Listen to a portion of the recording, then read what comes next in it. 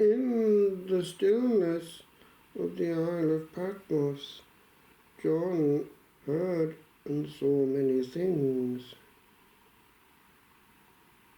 Blessed are they which are called unto the marriage supper of the Lamb. And I fell at his feet to worship him.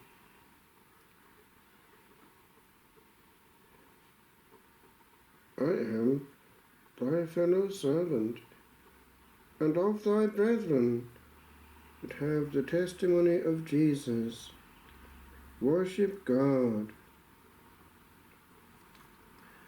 And we have the backdrop of persecution. We have those who die in the Lord and are victorious. But we also have the other side, those who one day will have to answer for what they are doing to them.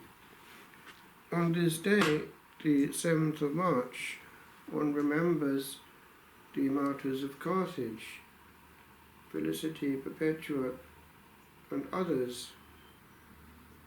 And we notice from the contemporary account how the people were looking on in the amphitheatre, and it was, as it were, an amusement. And we know that some of that was around, but it didn't do the persecutors any good. We know from what came out in the series of exorcisms in Germany in the mid-70s, in the case of Annalisa, that some of these hadn't made it. The voice of Nero came through in exorcism, and that of somebody much later in time, Hitler. And so one sees that people who have great power in this world and great glory may not have the same in the next. And the Lord does warn us about that in the parable of Lazarus and Dives. So we need to be aware that what we see is but a fraction of what is. And when we think that the majority of mankind is actually already in eternity, it is quite sobering, especially as we see that massively now over this planet, at least in civilized countries so-called, little thought is given to eternity, and glory is sought in the immediate, sometimes nowadays in the virtual. The apocalypse helps us to readjust and see things as they are.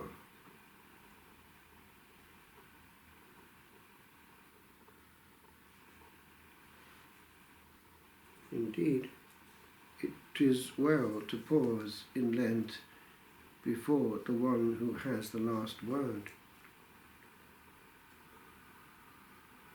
And he hath on his vesture and on his thigh a name written, King of Kings and Lord of Lords. And that has been well caught by one of our race, the way in which, for instance, Handel has managed to captivate the glory of the Lord in music is something else. These are surely inspired, and they suggest unto us something of glory even when on earth. For the power of music is divine. It is one thing we share with the angels. So when it comes to our worshipping God, we should use all we have to adore him and also indirectly to console ourselves. Some time ago I was puzzled by things I was discovering actually to be happening on our side of time and geography, but only just about. There is an area which is a cosmic no man's land. It's the part of our Earth which is closest to the mystery of the beyond. It has been discovered scientifically that when one goes to the bed of the ocean, especially in some parts, that there are strange things at work. There are parts of the earth which are fairly close to the center of the earth, and at the areas nearest to that, it is only about 1 mile between the bed of the lowest parts of the earth, the sea therefore, and what is molten. And we know from what happened in the 80s when the Russians were boring into the bowels of the earth, that their instruments did go as far as where it was beginning to melt. And for only about 30 seconds they were still recording, and they heard the cries of hell. It was to be kept under wraps. No one was to talk about it, but it leaked out, and it can be heard on internet in Siberia, the deepest hole.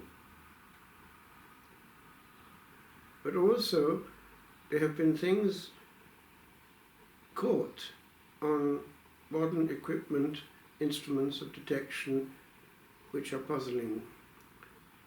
People who have gone into very deep sea diving have come to an area where things are puzzling and have been afraid. Things have been heard and seen. Again, it tends to be kept secret, but they are facts. And there seem to be things escaping from a mysterious area way down there which have diabolical affinities. It's all a grey area, no man's land. But a reminder that actually there's a whole world that we do not know, and that one day we all have to face.